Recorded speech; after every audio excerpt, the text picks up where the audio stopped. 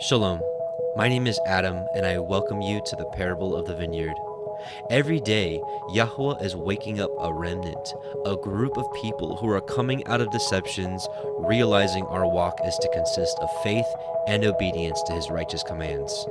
Each week, we read through and examine a portion of the Torah, allowing the Spirit of the Most High to guide, teach, and open our eyes and ears to the wondrous matters out of His law. Join us as we seek to be refined by His Word, preparing ourselves for the return of our King of Kings, being faithful and obedient, walking in His way, truth, and life.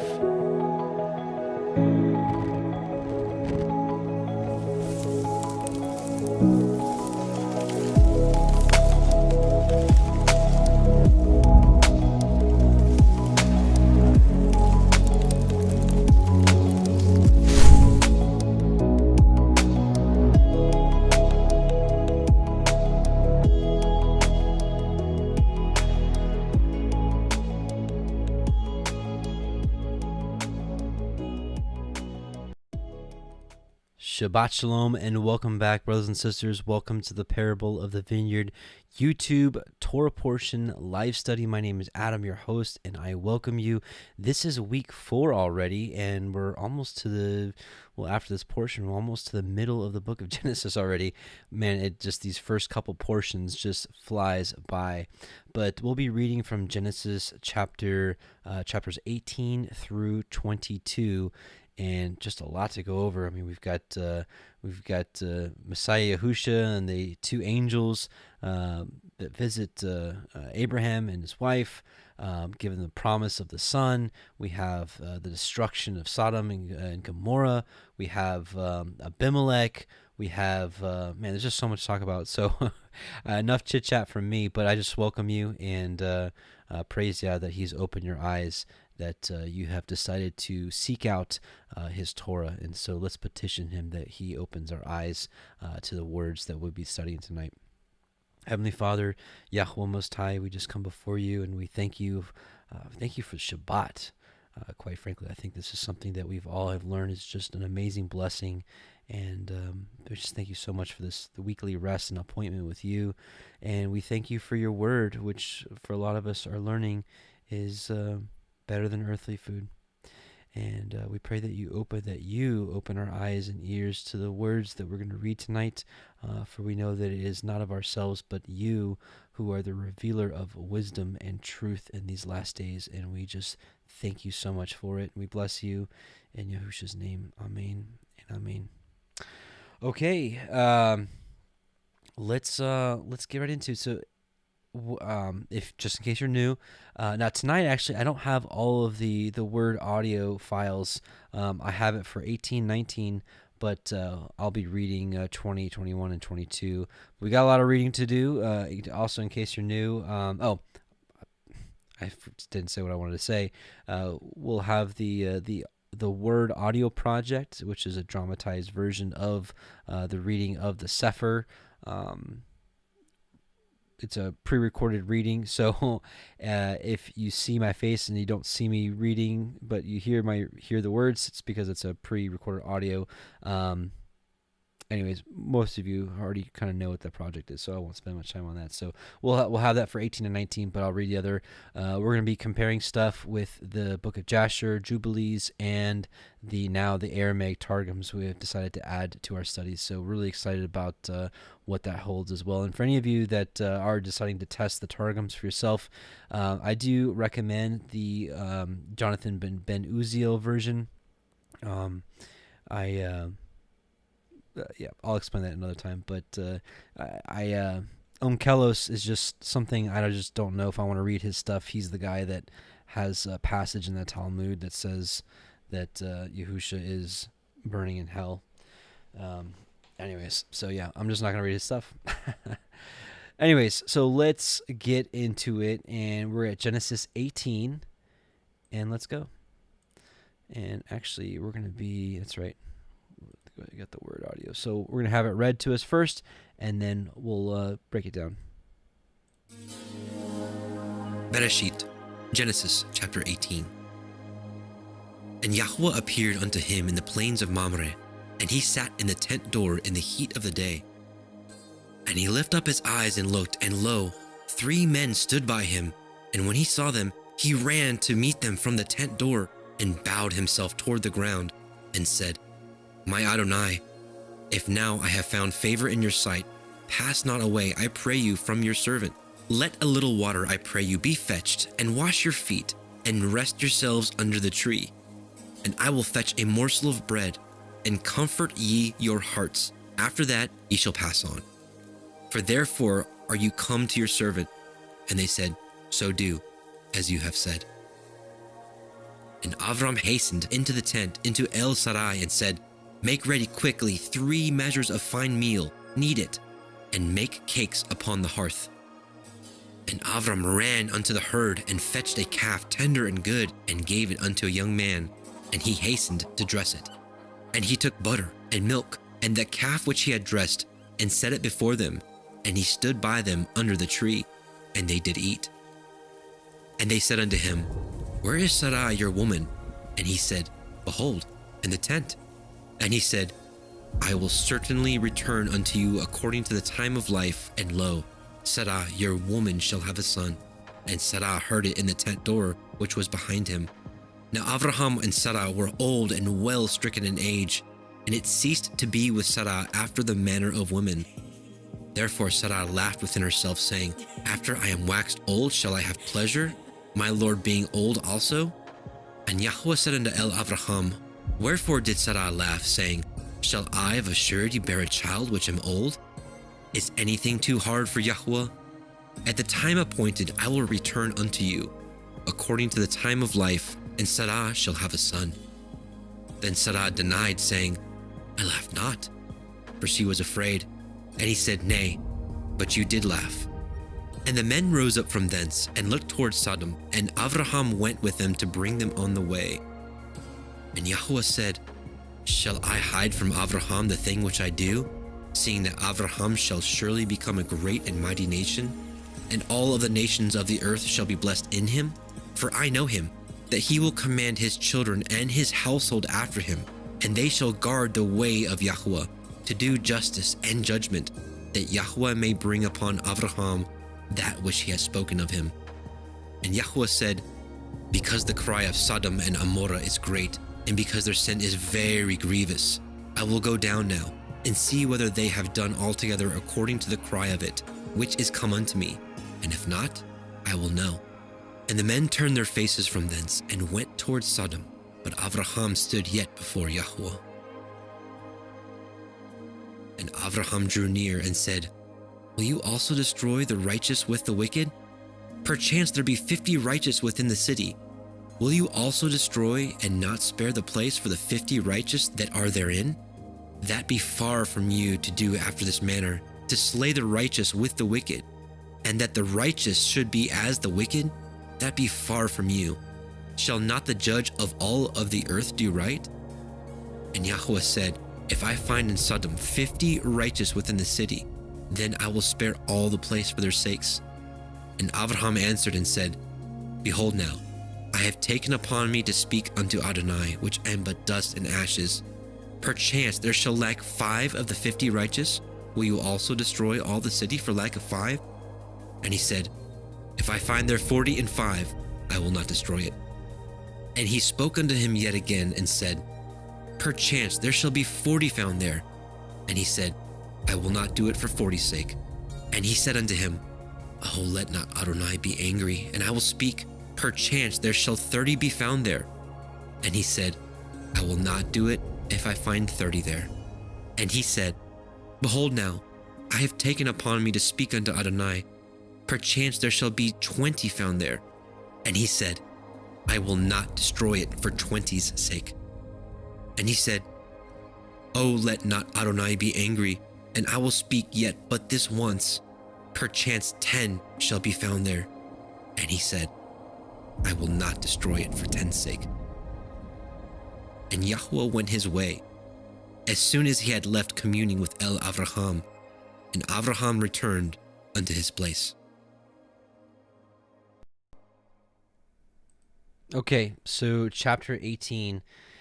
You know, what's really interesting about this chapter is a couple days ago, I sat down to get all my notes together for this Torah portion, and I didn't get but just a few verses in, and I realized that it was time to do the study that I've been thinking about for a long time, and some of you may have already watched it, but let's see. It was this the other day, the identity, the angel of Yahweh, and this concept here is kind of what spurred it on, because you're thinking to yourself, okay, well, who actually appeared to Abraham and Sarah? And so, long story short, I believe that this is the angel of Yahweh, commonly known as the angel of the Lord, which I think through that short study, I think the scriptures spoke for themselves that Yahusha, our Messiah, is the angel of Yahweh, also known as the Word of Yahweh, and it was him that was all over the Old Testament. I mean, he was the one that called out from heaven, stopping Abraham from sacrificing Yitzchak. He was the one that spoke to Hagar. He was the one which Hagar ended up calling the angel of Yahweh, as calling him Elohim. He interacted with Gideon, with David. Every time one of the prophets said, "And the word of Yahweh came unto me, saying," like, who was that, right? Who's the word of Yahweh coming unto him? It's Messiah. He's all over the place, and so with that study, also believe that this is who it is here, that this is Messiah, Yahusha, because Messiah says that no man has ever seen the Father, and I believe everything that came out of his mouth is true. So when he says no one's seen the Father, I'm here to say that I believe it's Messiah that has been the manifestation of everything, like the descending fire on Mount Sinai, the pillar of cloud by day and the fire by night, and the burning bush, and just all of it. It's been Messiah the whole time. Now, certainly, angels have come down and done what they do, but there's a difference in how an angel speaks and how the angel of Yahweh speaks, which he speaks with authority and speaks that things will be done in first person, like, I will do this, I will do that. Anyways, it's a worthwhile study, and I know some of you out there have some brothers and sisters that have gone astray by denying Messiah through verses like, I am Yahweh and there is none beside me. But unfortunately, that's a huge misnomer and completely taken out of context. And what's interesting is these targums have really bust that wide open, because the word the word of Yahweh was used like over 200 times in the Targums and only a handful of times in the Masoretic. So they almost completely wiped it out.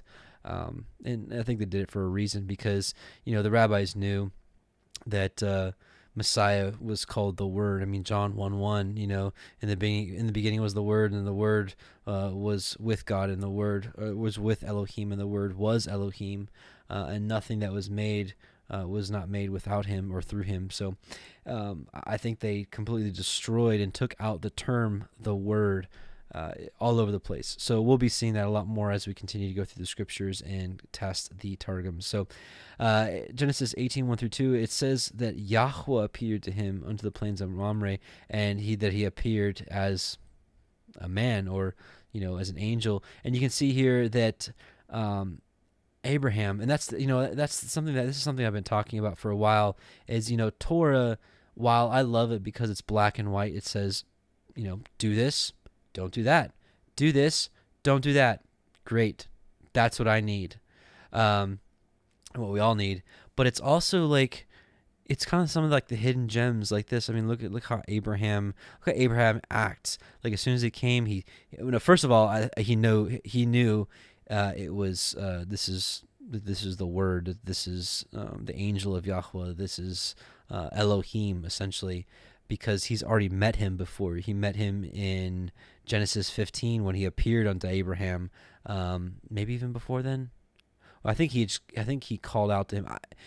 Regardless, Genesis 15, 17 totally appeared to Abraham. Abraham knew his appearance already, so he saw him, and that's why he knew this is Elohim. So he bowed down to the ground. And so, I mean, can you imagine if you knew that Messiah, that he was coming to your door? Like, how would you act? And I hope we would all be the same kind of hospitality. But what we'll find out here shortly is Abraham was the same way with all people as well. And there's a passage, I think, is it in James or is it in one of the epistles of John, that says that it says, how can you, if you hate your brother that you have seen, how can you love Yahweh whom you have not seen, right? And so the thought process behind that is, just like how Abraham treated Yah as his own guest in his house, with he bowed down to the ground. He's like, you guys stay right here under this tree. I'm going to go get this. I'm going to go get that. I'm going to feed you. I'm going to take care of you. And they're like, all right, we're good. We'll be here. Do as you say. So, we should really show some hospitality with our friends, our family, our loved ones, especially if they come to your house. Try to remember how Abraham acted in basically serving them hand and foot. Think about Messiah Yahusha, think about the Last Supper. I mean, what did he do? He humbled himself greatly, and he washed their feet.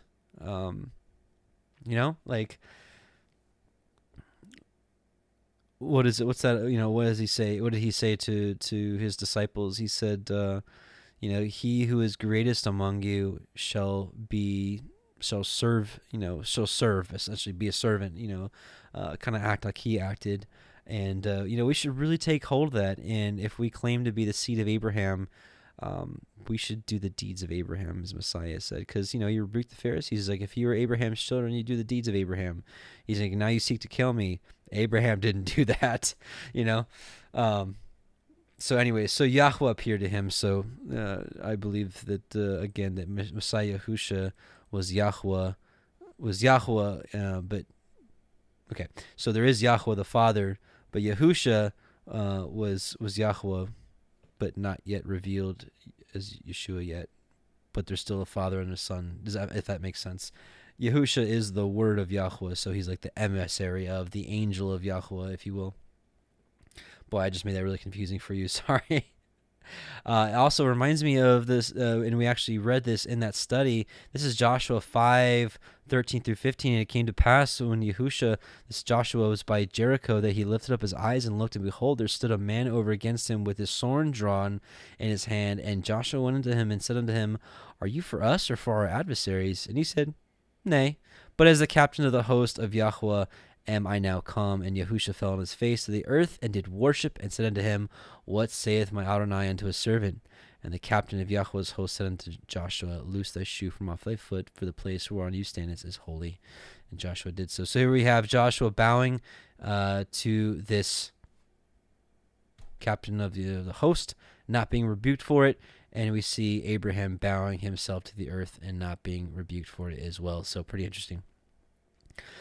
So here we see the deeds of Abraham. He's like, let me get some water. I'll wash your feet, and I'll fetch a morsel of bread and comfort your hearts. And he he's like, Sarah, turn on the hearth, or let's get this hearth going. Let's get these cakes going. Let's get this tender calf and let's dress it and let's get it ready. Actually, here, let's see. What did I have set up for this? Oh, this is the passage I was saying earlier. Okay, John 8:37-40. I know that he's talking to the Pharisees. I know that you're Abraham's seed, but you seek to kill me, because my word hath no place in you. I speak that which I have seen with my father, and you do that which you have seen with your father. And they answered and said to him, Abraham is our father. Yahusha saith unto them, If you were Abraham's children, you would do the works of Abraham. But now you seek to kill me, a man that hath told you the truth, which I have heard of Elohim. This did not Abraham, right? It's almost like those, I could just see almost as comedy, like you're trying to kill me. Abraham didn't try to kill me, like, what's up? Matthew, let's see. So yeah, this is the sheep and the goats, right? And It says, "Then shall the king say unto them on his right hand, Come, ye blessed of my father, inherit the kingdom prepared for you from the foundation of the world. For I was hungered, and you gave me meat. I was thirsty, and you gave me drink. I was a stranger, and you took me in. Naked, and you clothed me. I was sick, and you visited me. I was in prison, and you came unto me. And then shall the righteous answer him, and saying, Lord, when did we saw you and hungered, and fed you, or thirsty, and gave you drink? Or when saw thee as a stranger, and took you in, or naked, and clothed you? Or when saw we sick, or in prison, and came unto you? And the king shall answer and say unto them, Verily I say unto you, inasmuch as ye have done it unto the least of these my brethren, ye have done it unto me." So again, it's exactly as we saw how Abraham literally treated Yahusha. This is what he says here: if you do it unto the least of my people, or my brethren, as he says, which is an interesting word used there. He's like, you might as well done it to me. So praise Yah for that. And then, of course, the flip side of that is not doing all these things, and these people will be cursed and shall go into everlasting punishment, but the righteous into life eternal. So praise Yah. I'm going to read Jasher 22:11 through 13. "And Abraham planted a large grove in Beersheba and made it to 4 gates facing the 4 sides of the earth. And he planted a vineyard in it, so that if a traveler came to Abraham, he entered any gate which was in his road, and remained there, and ate and drank, and satisfied himself, and then departed. For the house of Abraham was always open to the sons of men that passed and repassed, who came daily to eat and drink in the house of Abraham. And any man who had hunger and came to Abraham's house, Abraham would give him bread, that he might eat and drink and be satisfied. And anyone that came naked to his house, he would clothe with garments as he might choose, and gave him silver and gold, and make known to him Yahweh, who had created him in the earth. This did Abraham all his life." So it's Torah to be hospitable and courteous and serving to our brethren. This is probably a basic concept. You're like, yeah, I know that, Adam, but are we really walking that out? I'm asking myself as well. Are there ways that I can improve my hospitality and my friendliness and my kindness to my brethren? And we need to extend courtesy to even the non-believers and wicked. So, because it's like, how can we be a light if we're like snubbing, people that don't walk the same way we walk? Am I saying you need to be their best friends? No. But am I saying that we should be courteous to them and kind and long-suffering and merciful? Well, yeah. How else are they going to be attracted to the truth? Right? Messiah, again, I said this earlier on the Revelation stream, but Messiah is like, you are the light of the world. A city on a hill cannot be hid. So let therefore your light shine before men, that they may see your good works and glorify your Father which is in heaven. So people, there's a difference, we're like when we do alms, we give to charity and stuff, that we should do that in private, he says. But the other stuff, the works of the Torah, people should see this and should be like, wow, this is different. What's something a little different about you?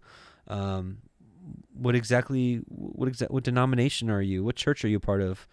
And there you go. The door is wide open for you. All right. So let's look at verse 14. "Is anything too hard for Yahweh? At the time appointed, I will return unto you." And this is actually the Hebrew word moed is here, which is the same word used for festival. I do believe that, I think it's in Jubilees, it says that he came to him on, that Isaac was actually born on first fruits, which is interesting. But yeah, so is anything too hard for Yahweh at the time appointed in Moed? And then we know this is the same word used for the feast days. So pretty interesting stuff.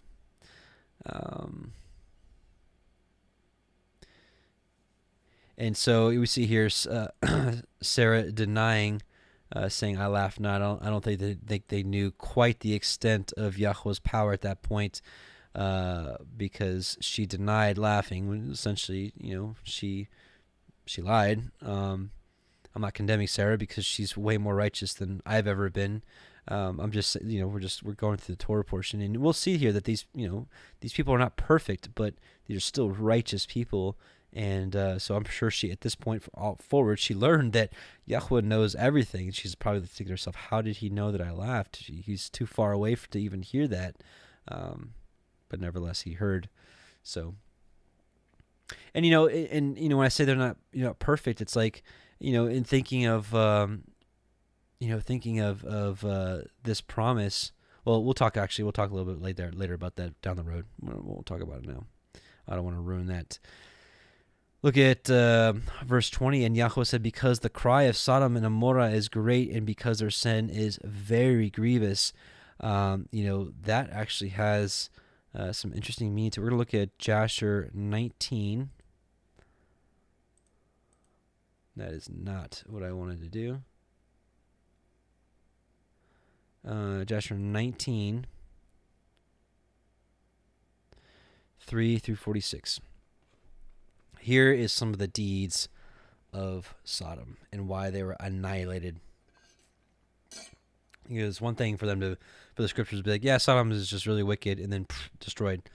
It doesn't really explain. I mean, no, we'll see next chapter, how nasty they were to the two angels that came in, and how they wanted to wanted to break down Lot's wall so they could have sex with them. I mean, that's how crazed these people were, but there's a little more to it. Check this out. This is Jasher 19, starting at verse 3. And by desire of their forejudges, the people of Sodom and Gomorrah had beds erected in the streets of the cities.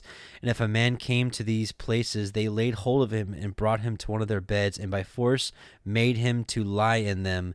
And as he lay down, 3 men would stand at his head and 3 at his feet, and measure him by the length of the bed. And if the man was less than the bed, these 6 men would stretch him at each end, and when he cried out to them, they would not answer him. And if he was longer than the bed, they would draw together 2 sides of the bed at each end, until the man had reached the gates of death. And if he continued to cry out to them, they would answer him, saying, Thus shall it be done to the man that cometh into our land. And when men heard all these things the people of the cities of Sodom did, they refrained from coming there. And when a poor man came to their land, they would give him silver and gold, and cause a proclamation in the whole city not to give him a morsel of bread to eat. And if a stranger should remain there some days and die from hunger, not having been able to obtain a morsel of bread, then at his death all the people of the city would come and take their silver and gold with which they had given to him. And those that could recognize the silver or gold which they had given him took it back. And at his death they also stripped him of his garments, and they would fight about them. And he that prevailed over his neighbor took them. They would after that carry him and bury him under some of the shrubs in the deserts. So they did all the days to anyone that came to them and died in their land. And in the course of time, Sarah sent Eliezer to Sodom to see Lot and inquire after his welfare. And Eliezer went to Sodom, and he met a man of Sodom fighting with a stranger. And the man of Sodom stripped the poor man of all his clothes and went away. And this poor man cried to Eliezer and supplicated his favor on account of what the man of Sodom had done to him. And he said to him, Why dost thou act thus to the poor man who came to thy land? And the man of Sodom answered Eliezer, saying, Is this man thy brother? Or have the people of Sodom made thee a judge this day, that thou speakest about this man? And Eliezer strove with the man of Sodom on account of the poor man. And when Eliezer approached to recover the poor man's clothes from the man of Sodom, he hastened with a stone and smote Eliezer in the forehead. And the blood flowed copiously from Eliezer's forehead. And when the man saw the blood, he caught hold of Eliezer, saying, Give me my hire for having rid thee of this bad blood that was in thy forehead, for such is the custom and the law of our land. So basically the guy's like, you need to pay me for this bad blood coming out of your head, right? And Eliezer said to him, You have wounded me, and you're requiring me to pay you thy hire? And Eliezer would not hearken to the words of the man of Sodom. Eliezer's like, You want to pay me for hitting me on the head with the stone and making me bleed? And the man laid hold of Eliezer and brought him to Shakra, this judge of Sodom, for judgment. And the man spoke to the judge, saying, I beseech thee, my lord, thus has this man done, for I smote him with a stone, that the blood flowed from his forehead, and he is unwilling to give me my hire. And the judge said to Eliezer, This man speaketh the truth to you. Give him his hire, for this is the custom in our land. And Eliezer heard the words of the judge. I love this. And Eleazar heard the words of the judge, and he lifted up a stone and smote the judge, and the stone struck on his forehead, and the blood flowed copiously from the forehead of the judge. And Eleazar said, If this then is the custom in your land, give thou unto this man what I should have given him for this day, for this has been thy decision, thou didst decree it. So Eleazar is like, oh, okay, if this is the law of the land, so he smites the judge on the head, and the judge bleeds, and so basically he's like, the money that you're gonna give me, just give it to him. We'll be good. And Eleazar left the man of Sodom with the judge, and he went his way.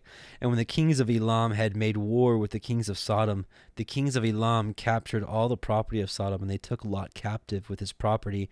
And when it was told Abraham, he went to make war with the kings of Elam, and he recovered from their hands all the property of Lot, as well as the property of Sodom. At that time, the wife of Lot bare him a daughter, and he called her name Paltith, saying, because Elohim hath delivered him and his whole household from the kings of Elam. And Paltith, daughter of Lot, grew up, and one of the men of Sodom took her for a wife. And a poor man came into the city to seek a maintenance, and he remained in the city some days.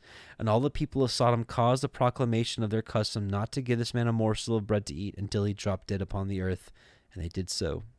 And Paltith, the daughter of Lot, saw this man lying in the streets, starved with hunger, and no one would give him anything to keep him alive, and he was just upon the point of death. And her soul was filled with pity on account of the man. And she fed him secretly with bread for many days, and the soul of this man was revived. For when she went forth to fetch water, she would put the bread in the water pitcher, and when she came to the place where the poor man was, she took the bread from the pitcher and gave him to eat. So she did many days. And all the people of Sodom and Gomorrah wondered how this man could bear starvation for so many days. And they said each to each other, this can only be that he eats and drinks, for no man can bear starvation for so many days, or live as this man has, without even his countenance changing. And 3 men concealed themselves in a place where the poor man was stationed, to know who it was that brought him bread to eat. And Paltith, the daughter of Lot, went forth that day to fetch water. And she put bread into her pitcher of water, and she went to draw water by the poor man's place. And she took out the bread from the pitcher and gave it to the poor man, and he ate it. And the 3 men saw what Paltith did to the poor man, and they said to her, It is you who have supported him, and therefore he has not starved, nor changed in appearance, nor died like the rest. And the 3 men went out of the place in which they were concealed, and they seized Paltith and the bread which was in the poor man's hand. And they took Paltith and brought her before the judges. And they said to them, Thus did she do, and it is she who supplied the poor man with bread. Therefore did he not die all this time. Now therefore declare to us the punishment due to this woman for having transgressed our law. And the people of Sodom and Gomorrah assembled and kindled a fire in the streets of the city. And they took the woman and cast her into the fire, and she was burned to ashes.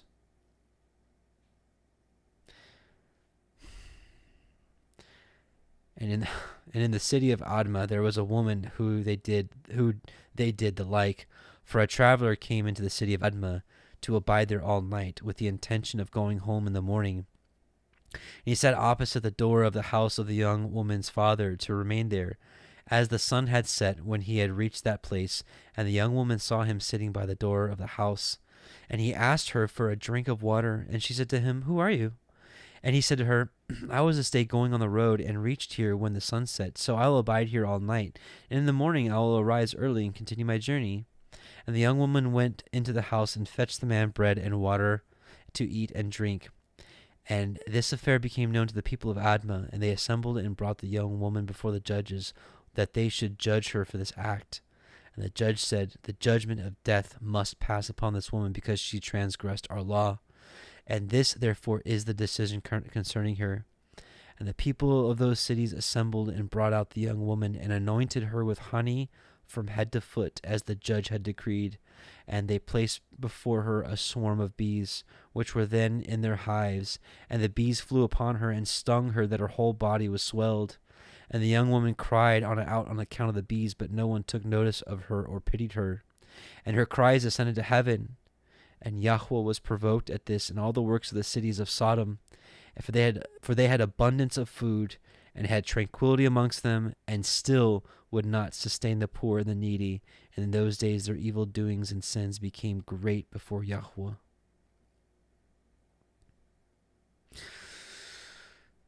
that's just a few. There's more actually about them, what they do, but that's just a few things. Boy, it's just nasty stuff. Let's take a look at 20. So this whole passage of 25 through 33. This is the part where Abraham is praying to the Most High. He's like, if you find 50 righteous in here, will you save? Will you spare them? He's like, yeah, 50. And and then Abraham. It seems as though like Abraham's like talking him down, right? And Most High's like, okay. Or if I find 45, I won't do it. Okay, 40. All right, 30. But what we have to realize is the Most High knows the end from the beginning. He knows that Lot is the only righteous person in that entire city, So, but it's still, nonetheless, it's a really good overall point that what is Abraham doing? He's praying for and fighting for the weak and for the righteous. One of my favorite chapters, 2 Ezra chapter 7. We're going to read 102 through 115. I answered and said, if I found favor in thy sight, show further to me thy servant, whether on the day of judgment the righteous will be able to intercede for the ungodly, or to entreat the Most High for them. Fathers for sons, or sons for parents, or brothers for brothers, relatives for the kinsmen, or friends for those who are most dear. He answered me and said, since you have found favor in my sight, I will show you this also. The day of judgment is decisive, and displays to all the seal of truth.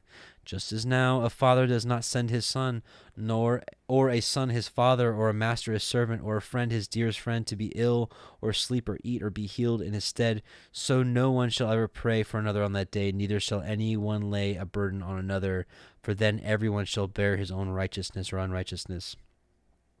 I answered and said, how then do we find that first Abraham prayed for the people of Sodom, and Moses our fathers who sinned in the desert, and Joshua after him in Israel in the days of Achan, and Samuel in the days of Saul, and David for the plague, and Solomon for those in the sanctuary, and Elijah for those who received the rain, and for the one who was dead that he might live, and Hezekiah for the people in the days of Sennacherib, and many others prayed for many?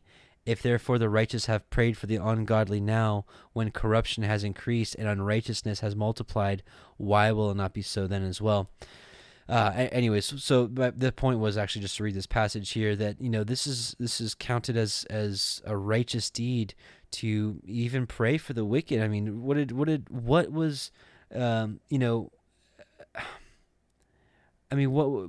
Abraham was he was praying for the righteous to be spared, but essentially he was also praying for those that were not righteous, that maybe that they might have a chance, or Messiah, where is it? It's actually in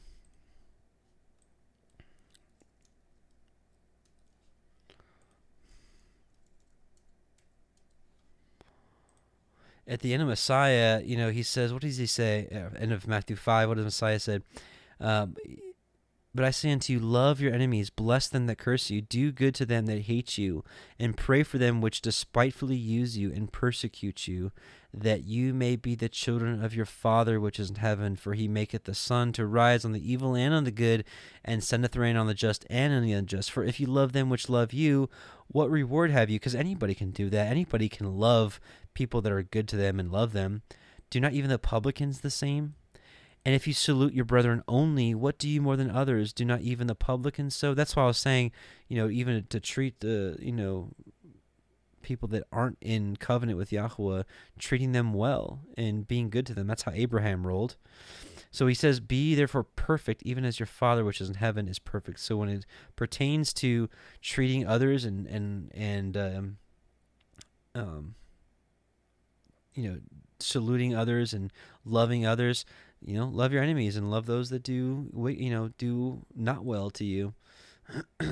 But anyways, so that was an interesting passage right there with Abraham. So here, one little snippet in the Targums, it says, this is for chapter 18, and the angels who had the likeness of men arose from thence, and the one who had made known the tidings to Sarah ascended to the high heavens, and 2 of them looked towards Sodom, and Abraham went with them. So remember, you had the 3 angels, and I do believe that one of them was the angel of Yahweh, which I believe fully revealed is Messiah Yahusha, and you had the 2 other angels. So the 2 other angels went to Sodom and Gomorrah, and it says the other angel, which I believe is the angel of Yahweh, ascended to the high heavens. All right, so let's listen into chapter 19. Just a second. Bereshit, Genesis chapter 19. And there came 2 angels to Sodom at evening, and Lot sat in the gate of Sodom. And Lot, seeing them, rose up to meet them, and he bowed himself with his face toward the ground. And he said, Behold now, my lords, turn in, I pray you, into your servant's house, and tarry all night, and wash your feet, and ye shall rise up early, and go on your ways. And they said, Nay, but we will abide in the street all night. And he pressed upon them greatly, and they turned in unto him, and entered into his house. And he made them a feast, and did bake matzah, and they did eat. But before they lay down, the men of the city, even the men of Sodom, compassed the house round, both old and young, all the people from every quarter. And they called unto Lot, and said unto him, Where are the men which came into you this night? Bring them out unto us, that we may know them. And Lot went out at the door unto them, and shut the door after him, and said, I pray you, brethren, do not so wickedly. Behold now, I have 2 daughters which have not known man. Let me, I pray you, bring them out unto you, and do ye to them as is good in your eyes. Only unto these men do nothing, for therefore came they under the shadow of my roof. And they said, Stand back. And they said again, This one fellow came into sojourn, and he will need to be a judge. Now we will deal worse with you than with them. And they pressed sore upon the man, even Lot, and came near to break the door. But the men put forth their hand, and pulled Lot into the house with them, and shut the door. And they smote the men that were at the door of the house with blindness, both small and great, so that they wearied themselves to find the door. And the men said unto Lot, Have you here any besides?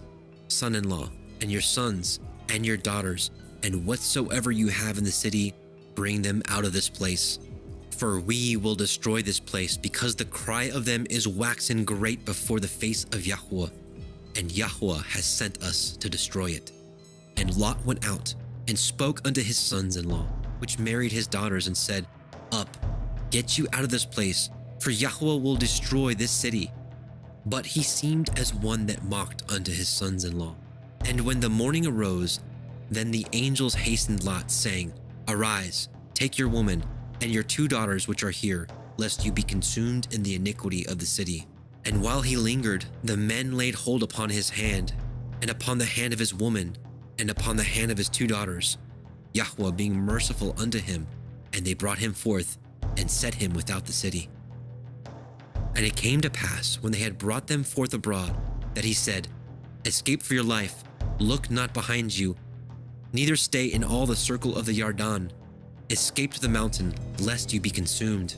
And Lot said unto them, Oh, not so, my Adonai. Behold now, your servant has found grace in your sight, and you have magnified your mercy, which you have showed unto me in saving my life. And I cannot escape to the mountain, lest some evil take me, and I die. Behold now, this city is near to flee unto, and it is a little one. Oh, let me escape thither, and my soul shall live. And he said unto him, See, I have accepted you concerning this thing also, that I will not overthrow this city for which you have spoken.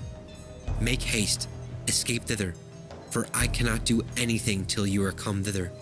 Therefore the name of the city was called Zoar. The sun was risen upon the earth when Lot entered into Zoar. Then Yahweh rained upon Sodom and upon Amorah brimstone and fire from Yahweh out of the heavens, and he overthrew those cities, and all the circle of the Yarden, and all the inhabitants of the cities, and that which grew upon the ground. But his woman looked back from behind him, and she became a pillar of salt. And Avraham got up early in the morning to the place where he stood before Yahweh. And he looked toward Sodom and Amorah, and toward all the land of the circle of the Yarden, and beheld, and lo, the smoke of the country went up as the smoke of a furnace.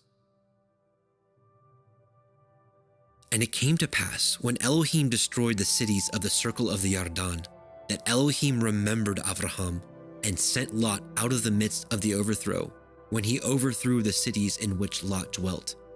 And Lot went up out of Zoar, and dwelt in the mountain, and his 2 daughters with him, for he feared to dwell in Zoar, and he dwelt in a cave, he and his 2 daughters. And the firstborn said unto the younger, Our father is old, and there is not a man in the earth to come in unto us after the manner of all the earth. Come, let us make our father drink wine, and we will lie with him, that we may preserve seed of our father. And they made their father drink wine that night. And the firstborn went in, and lay with her father, and he perceived not when she lay down, nor when she arose. And it came to pass on the morrow, that the firstborn said unto the younger, Behold, I lay yesternight with my father. Let us make him drink wine this night also, and go in, and lie with him, that we may preserve seed of our father. And they made their father drink wine that night also. And the younger arose, and lay with him, and he perceived not when she lay down, nor when she arose. Thus were both the daughters of Lot with child by their father. And the firstborn bore a son, and called his name Moab. The same is the father of the Moabim unto this day. And the younger, she also bore a son, and called his name Ben-Ammi. The same is the father of the children of Ammon unto this day.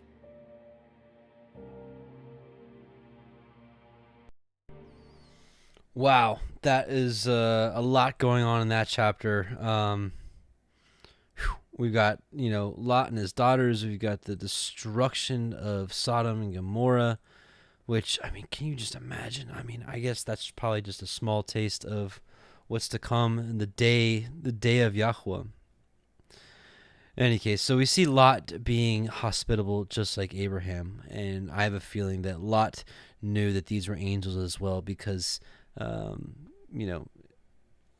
think he just knew that they were probably divine because he bowed himself to the ground, and he pressed them, sorely, or at least he knew that they were righteous men or something.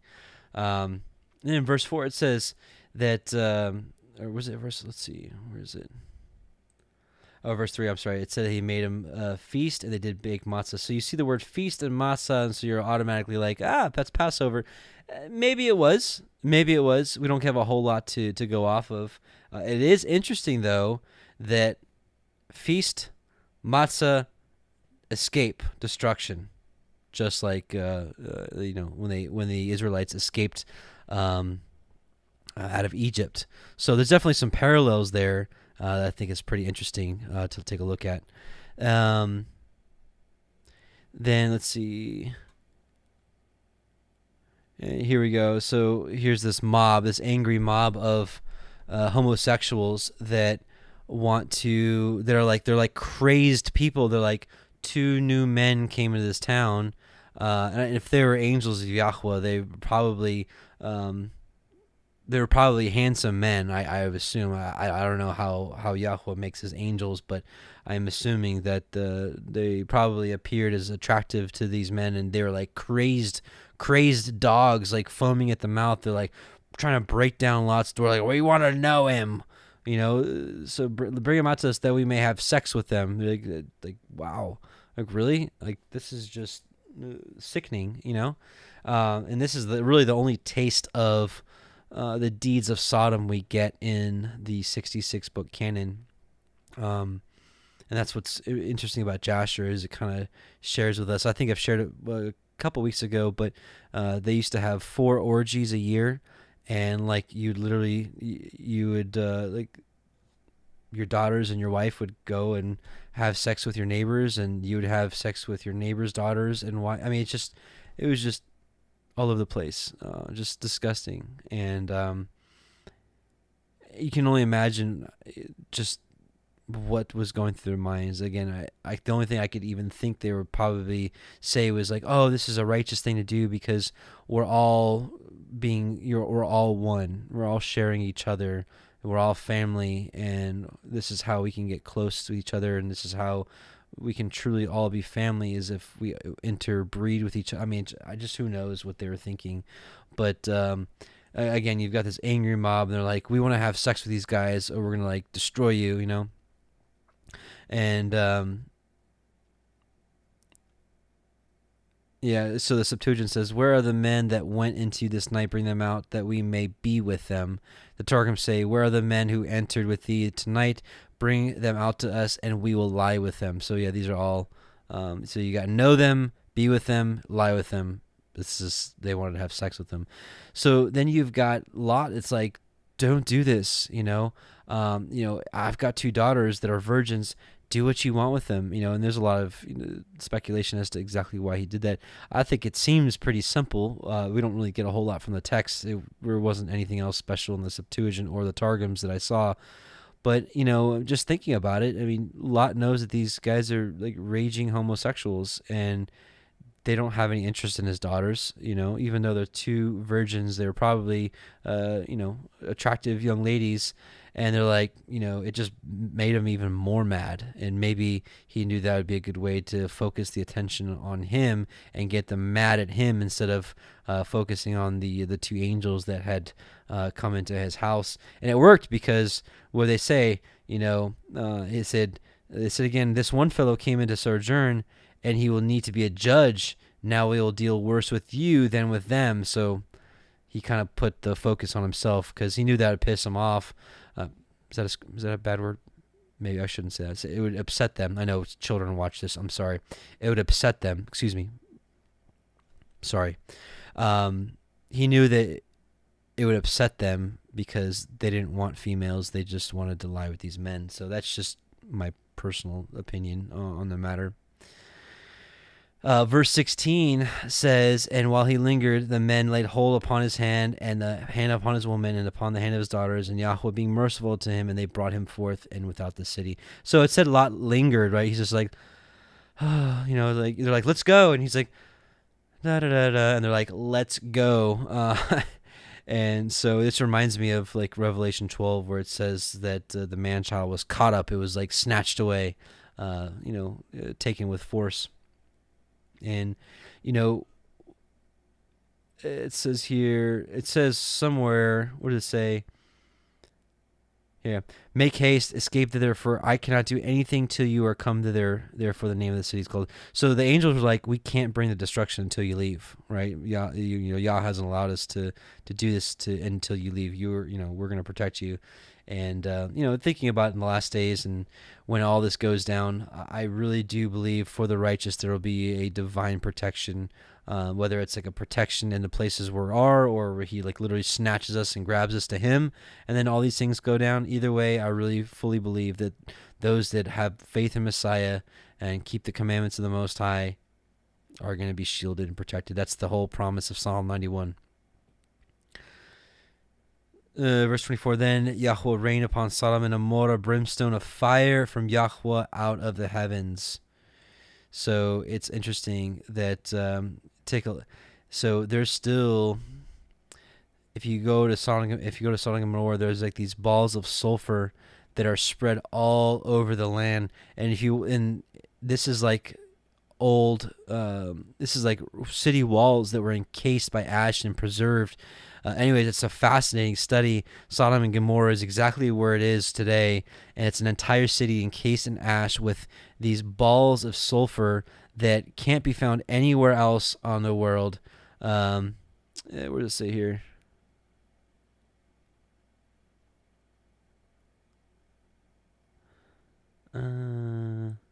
Anyways, it basically says here that these sulfur ball, the 98.4% pure sulfur, it's significantly more pure than naturally occurring sulfur.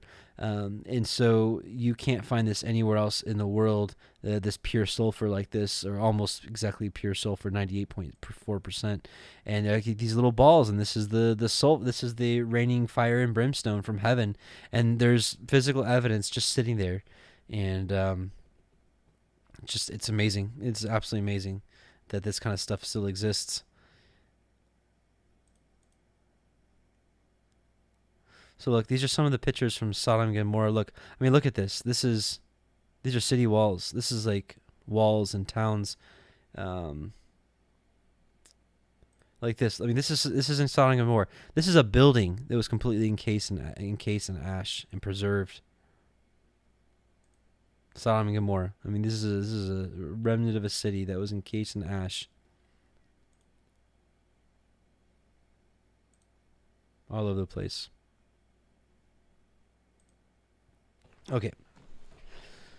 So, and then you see, of course, Lot's wife turning back. They said, don't turn back. And she turned back anyways.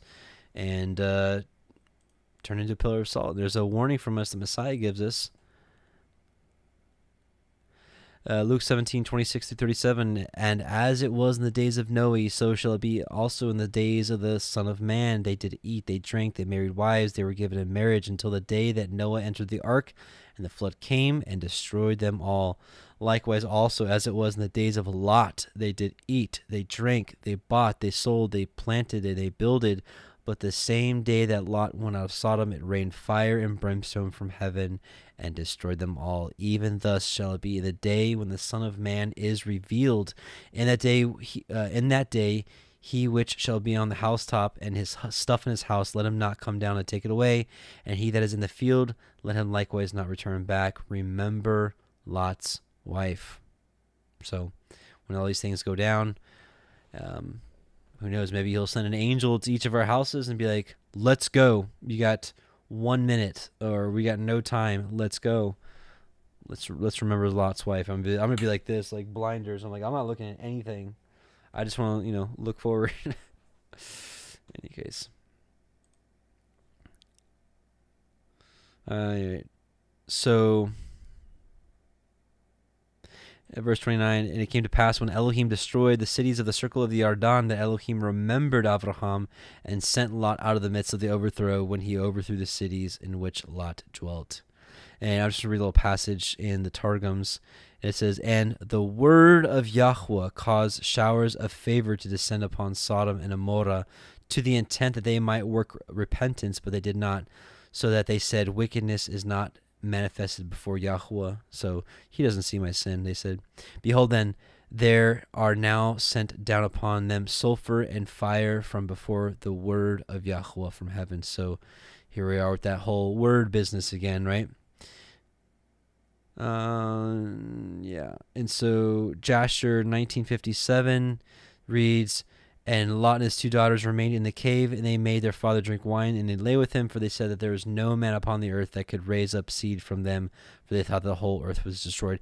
And, think about it from their perspective. If they were right in the midst of all this, it's probably what, what Hollywood portrays as, just absolute destruction, and just, they probably literally thought everybody was dead, and so they were really trying to do the right thing and be like, well, we need to keep our lineage going. I'm not going to sit here and condemn these people. I've got daughters, so I, can't imagine this scenario, but, not even slightly imagine this scenario, but, I guess I can understand if they thought that everybody in the entire world was dead. I don't know. I don't know what to say about it. It's kind of weird, but I'm not going to judge, because everything is according to Yah's will. So it happened, and I'm no judge. So we'll just keep moving on. How about that? So we are at verse 20, and here we go. I'm going to rereading now. And Abraham journeyed. Let me just get my notes up here. And Abraham journeyed from thence toward the country of the Negev, and dwelt between Kadesh and Shur, and sojourned in Gerar, which is the land of the Philistines. And Abraham said of Sarah, his woman, she is my sister, which we learned that she was actually his niece, because she was the daughter of, she was his niece. But I guess the way their speech works, father can mean father or, or grandfather. And Abimelech, king of Gerar, sent and took Sarah. But Elohim came to Abimelech in a dream by night, and said to him, Behold, you are but a dead man for the woman which you have taken, for she is a man's woman. But Abimelech had not come near her, and said, Adonai, will you slay also a righteous nation? Said he not unto me, She is my sister? And she, even she herself, said, He is my brother. And the integrity of my heart and in innocence of my hands have I done this. And Elohim said unto him in a dream, Yea, I know that you did this in the integrity of your heart, for I also withheld you from sinning against me. Therefore suffered I you not to touch her. So look at this dream real quick. So Jasher 20:18 through 21:11 through Jasher 20:12 through 18. 12 through 18. As at the evening time, before men lie down to rest, the king, this is Abimelech, the king was sitting upon his throne, and a deep sleep fell upon him, and he lay upon the throne and slept till morning. And he dreamed that an angel of Yahweh came to him with a drawn sword in his hand, just like he was in front of Joshua and Balaam.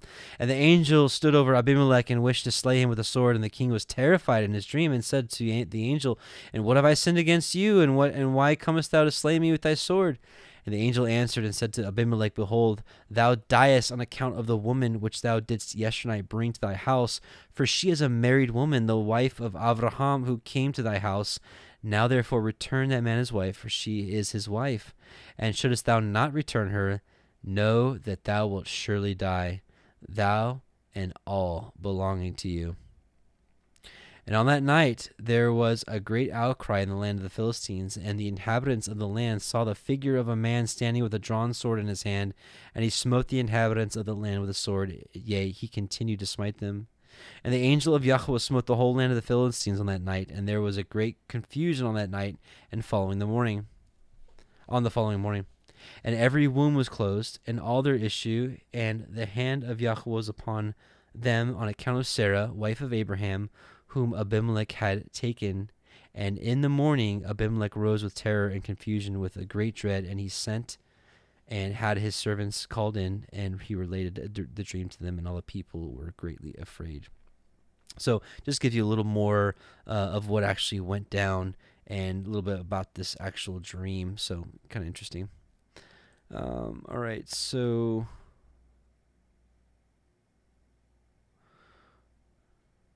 Verse 7, Now therefore restore the man his woman, for he is a prophet, and he shall pray for you, and you shall live. And if you restore her not, know that you shall surely die, and all that are yours. So, the Most High could have just healed him like that, but he had it done through Abraham. And that's kind of what we see in James 5. It says, Is any among you sick? Let him call for the elders of the called out assembly, and he shall anoint him with oil and pray for him. And, I'm paraphrasing, and he shall be healed. And so it's kind of the same thing we're seeing here, is that Yahweh works through men. All right, let's keep going. Therefore Abimelech rose early in the morning and called his servants and told them all these things in their ears. And the men were sore afraid. Then Abimelech called to Abraham and said to him, What have you done unto us? And what have I offended you, that you have brought on me and on my kingdom a great sin? You have done deeds unto me that ought not to be done. And Abimelech said unto Abraham, What saw you that you have done this thing? And Abraham said, Because I thought surely the fear of Elohim is not in this place, and they will slay me for my woman's sake. And yet indeed she is my sister, she is the daughter of my father, but not the daughter of my mother, and she became my woman. And it came to pass, when Elohim caused me to wander from my father's house, that I said unto her, This is your kindness which you shall show unto me, and at every place whither we shall come, say of me, He is my brother. And Abimelech took sheep and oxen and men servants, and women servants, and gave them unto Abraham, and restored him his Sarah his woman. And Abimelech said, Behold, my land is before you. Dwell where it pleases you. And unto Sarah he said, Behold, I have given your brother 1,000 pieces of silver. Behold, he is to you a covering of the eyes unto all that are with you, and with all other. Thus she was reproved. So Abraham prayed unto Elohim, and Elohim healed Abimelech and his woman and his maidservants, and they bore children. For Yahweh had fast closed up all the wombs of the house of Abimelech because of Sarah, Abraham's woman. Don't mess with Yahweh and his anointed, right? All right, so the birth of Yitzchak. And Yahweh visited Sarah as he had said, and Yahweh did unto Sarah as he had spoken. For Sarah conceived and bore Abraham a son in his old age at the set time of which Elohim had spoken to him. And Abraham called the name of his son that was born unto him, whom Sarah born to him, Yitzchak. And Abraham circumcised his son Yitzchak, being 8 days old, as Elohim had commanded him. And Abraham was 100 years old when his son Yitzchak was born unto him. And Sarah said, Elohim has made me to laugh, so that all that hear will laugh with me. And she said, Who would have said to Abraham that Sarah should have given children suck? For I have borne him a son in his old age. And the child grew and was weaned, and Abraham made a great feast the same day Yitzchak was weaned. And Sarah saw the son of Hagar, the Mitzrim, which she had borne to Abraham, mocking. Wherefore she said unto Abraham, Cast out this bondwoman and her son, for the son of this bondwoman shall not be heir with my son, even with Yitzchak. And the thing was very grievous in Abraham's sight because of his son. So let's take a look at what actually happened, because it doesn't give us a whole lot. It said he was mocking, and then she's just like, get out of here, so it had to be pretty bad. Let's take a look. Jasher 21:11-15. And Ishmael the son of Abraham was grown up in those days. He was 14 years old when Sarah bare Yitzchak to Abraham. And Elohim was with Ishmael the son of Abraham, and he grew up, and he learned to use the bow and became an archer. And when Yitzchak was 5 years old, he was sitting with Ishmael at the door of the tent. And Ishmael came to Yitzchak and seated himself opposite him. And he took the bow and drew it and put an arrow in it and intended to slay Yitzchak. And Sarah saw the act which Ishmael desired to do to her son Yitzchak, and it grieved her exceedingly on account of her son. And she sent for Abraham and said to him, Cast out this bondwoman and her son, for her son shall not be heir with my son, for thus did he seek to do unto him this day. So again, this is just, it seems a lot more plausible, as this was the situation that would send Sarah like over the edge, be like, all right, get out of here. You guys are done, So something to think about. Verse 12, And Elohim said unto Abraham, Let it not be grievous in your sight because of the lad, because of your bondwoman, and all that Sarah has said unto you, hearken unto her voice, for in Yitzchak shall your seed be called. So it's interesting, in the Torah it says, Hearken unto all that Sarah hath saith unto you, because she is a prophetess. Interesting. 13, Also the son of the bondwoman will I make a nation, because he is your seed. And Abraham rose up early in the morning and took bread and a bottle of water and gave it unto Hagar, putting it on her shoulder and the child, and sent her away. And she departed and wandered in the wilderness of Be'er-sheva. So that's the well of seven. And the reason it was called the well of the seven was because of the 7 ewe lambs that was sacrificed between Abraham and Abimelech. Yeah. Okay.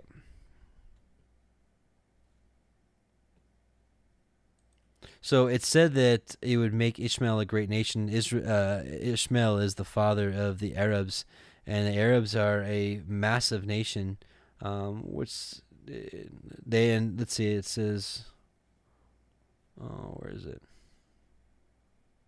Never mind. We just know that Arabs are a massive population. Oh, here we go. That was the wrong thing. Population. Yeah, Arab world, 423 million people. It's almost half a million. Almost half a billion of people. So it has become a very large nation.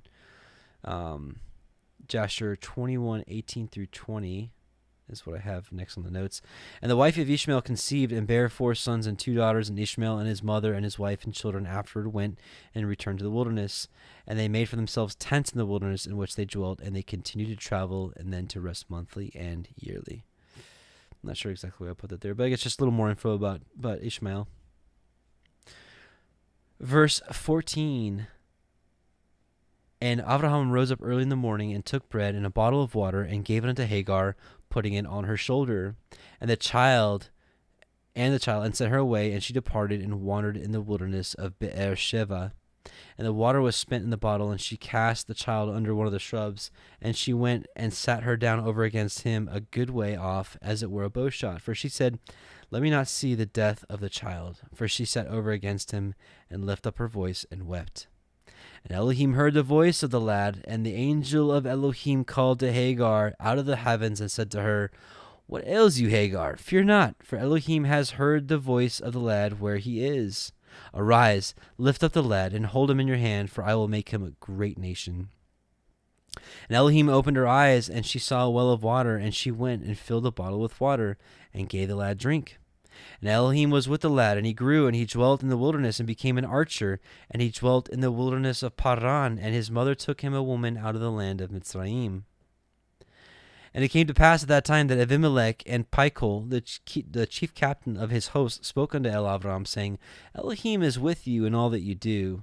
Now therefore swear unto me here by Elohim that you will not deal falsely with me, nor with my son, nor with my son's son, but according to the kindness that I have done unto you, you shall do unto me, and to the land wherein you have sojourned. And Abraham said, I will swear.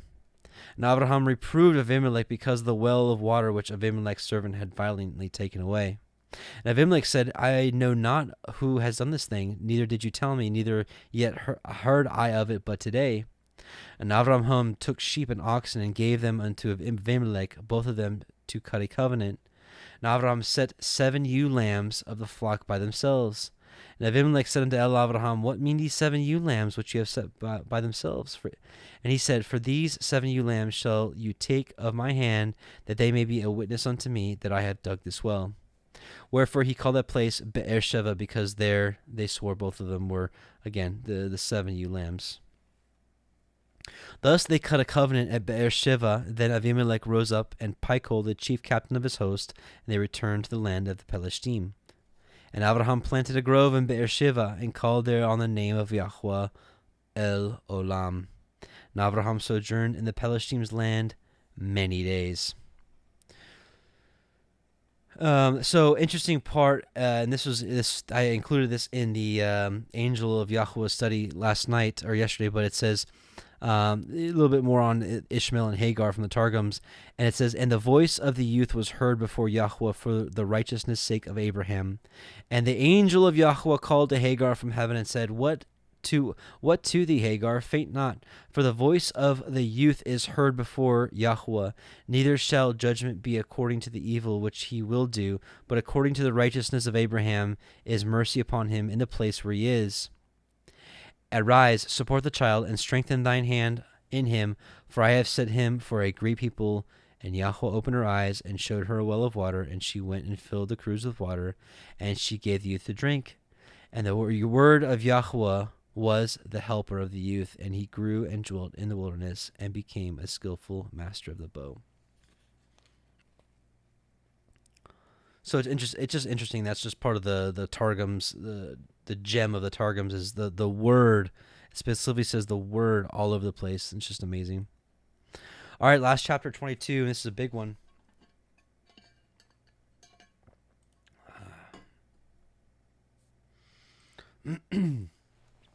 This is the sacrifice, the binding of Isaac. So Genesis 22:1, And it came to pass after these things that Elohim did try Abraham, and said unto him, Abraham, and he said, Behold, here am I. And he said, Take now your son, your Yachid, Yitzchak, whom you love, and get you into the land of Moriah, and offer him there for a burnt offering upon one of the mountains of which I will tell you of. And so this is a really interesting passage, and I think it might bless you. Oops. What are we going to read? I'm sorry. No, it's Jasher 22, 1 through 3. All right, we already read that. And then 40 through 55, is that right?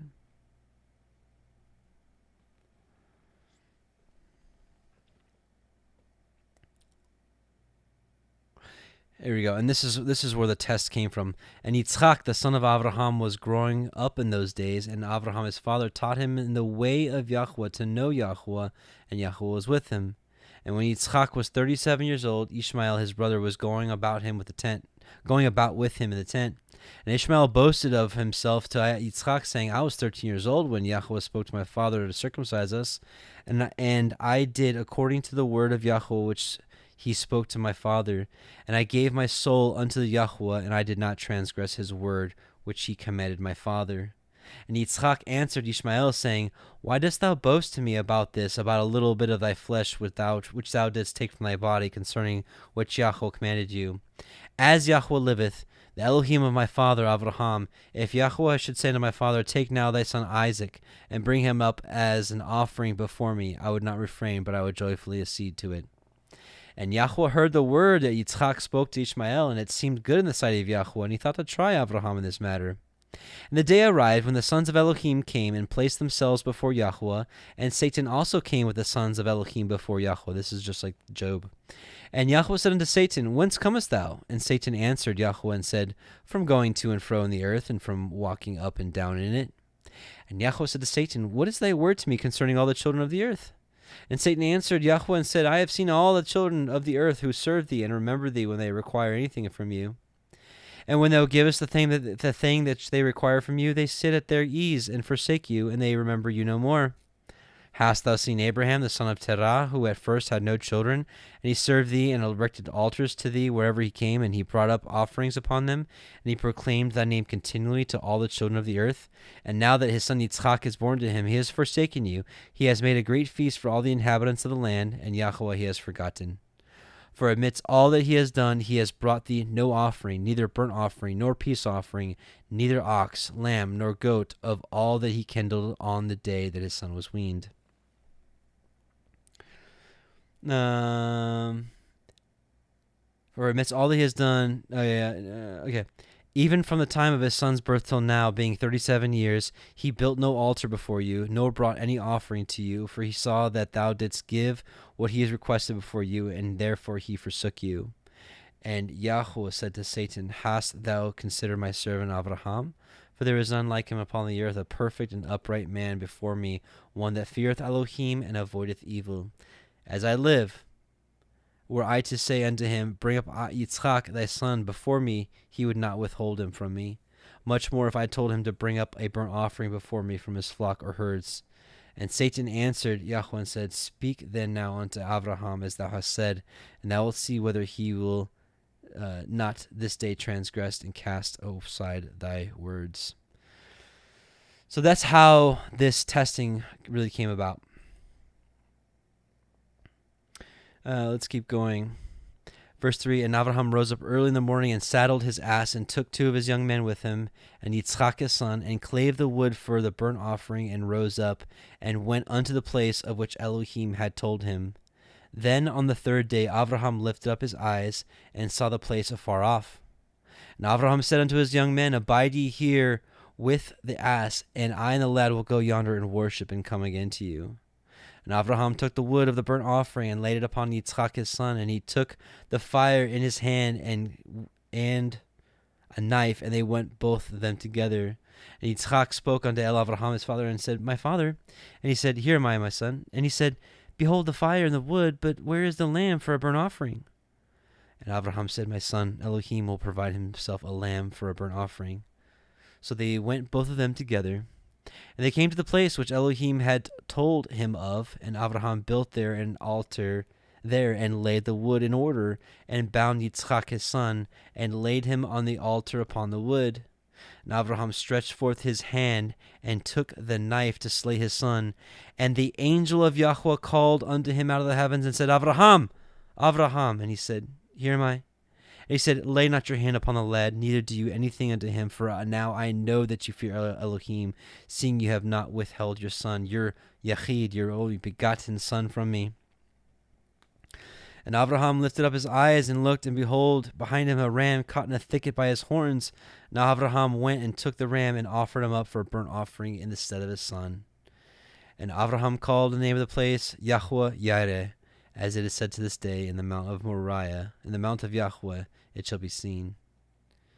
And the angel of Yahweh called unto Abraham out of the heavens the 2nd time, and said, By myself I have sworn, says Yahweh, for because you have done this thing, and have not withheld your son, your Yachid, that in blessing I will bless you, and in multiplying I will multiply your seed as the stars of heaven, and as the sand which is upon the seashore, and your seed shall possess the gate of his enemies. And in your seed shall all the nations of the earth be blessed, because you have obeyed my voice. So Abraham returned unto his young man, and they rose up and went together to Beersheba, and Abraham dwelt at Beersheba. And it came to pass after these things that it was told Abraham, saying, Behold, Milcah, she has also borne children unto your brother Nahor, and Huz his firstborn, and Buz his brother, and Kemuel the father of Aram, and Kesed, and Chazo, and Pildash, and Yidlaf, and Bethuel. And Bethuel begat Rivkah. These 8 Milcah did bear to Nahor, Abraham's brother. And his concubine, whose name was Reumah, she bore also Teva, Gaham, and Thahash, and Maacah. So, a lot going on. So Mount Moriah is a really interesting place. So Mount Moriah is where Abraham offered up Isaac. Mount Moriah is the place that David bought from the Jebusite, the threshing floor. So it'll be a possession forever.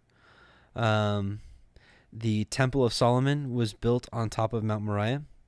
And Yahusha was crucified right outside, on Mount Moriah, they say. So it's a really, really interesting place. So you're gonna there's a passage in Jasher I really want to read, but I'm gonna be honest with you guys. I am so beat. I am so tired. I'm gonna let you guys read this on your own. It's Jasher. It's basically chapter 23, all of it. It's like 80 verses. And so I would actually encourage you all to read Jasher chapter 23 for yourself, and glean a little more info about what happened with the binding of Isaac. I might even read it next Torah portion, but I'm absolutely beat, brothers and sisters. I don't want to fall asleep on you guys. It's been a long week, and so I apologize. But nevertheless, it was a blessing to do this study with you, and I pray that it was a blessing for you, that you may have gleaned maybe even one thing that's new, or something that strengthened your faith. But most importantly, I pray this was a blessing in the Most High's eyes, that people are keeping his Shabbat and wanting to learn his word earnestly. And so it's an honor to call you a brother and a sister for joining me, whether you're here live or whether you're watching this tomorrow at Shabbat, or whether you're watching this a couple of years from now. I don't know. But I appreciate you being with me and standing for the same things that I stand for, which is loving our Father, believing in his Son, and keeping his commandments. It doesn't get much more simple than that. So let's pray. Our Father, who art in heaven, hallowed be thy name. Thy kingdom come, thy will be done on earth as it is in heaven. Give us this day our daily bread, and forgive us our debts as we forgive our debtors. And lead us not into temptation, and deliver us from all evil. For thine is the kingdom, and the power, and the glory forever and ever. Amen. And all the people said, Amen. So Yahweh bless you and keep you. Yahweh make his face shine upon you and be gracious unto you. Yahweh lift up his countenance upon you and give you shalom. Shabbat shalom, brothers and sisters. Rest well. I'm going to go ahead and start resting right now. I'm literally going to go change and go to bed. I'm so tired. So I pray that your Shabbat is amazing. Those of you that are local, I'll see you tomorrow at the same place at noon, Finley River Park in Ozark at noon. And we'll continue this Shabbat and shalom. And love you all very much. And may Yahweh bless and keep you. Let's listen to this one. Shalom.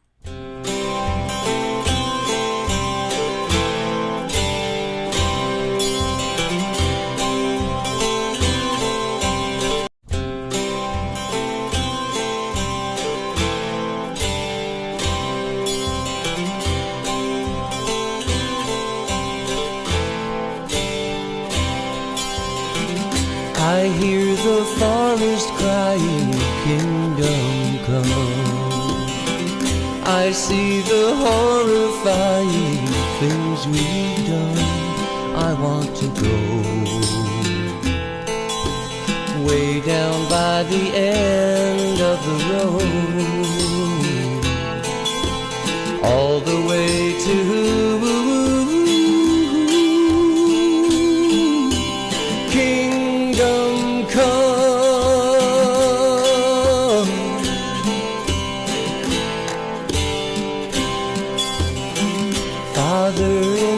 heaven, hallowed be thy name. Thy will be done on earth, oh hear me pray, give us this day. Let our needs get met along the way, and most of all I pray you, let your kingdom come, yeah, kingdom come.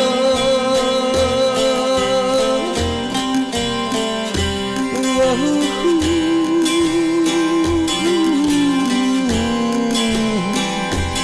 All our brightest dreams are shadowed by the darkness of the night. I keep watching the horizon for the slightest hint of light. Give us this day, give us this day. Let your kingdom come. Whoa.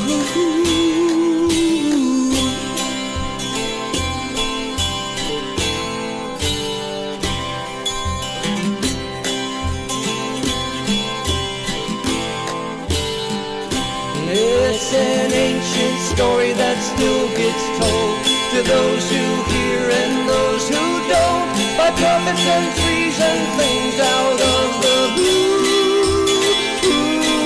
But once that cry has reached your ears, your heart gets filled by what you hear, and what you hear is just the sound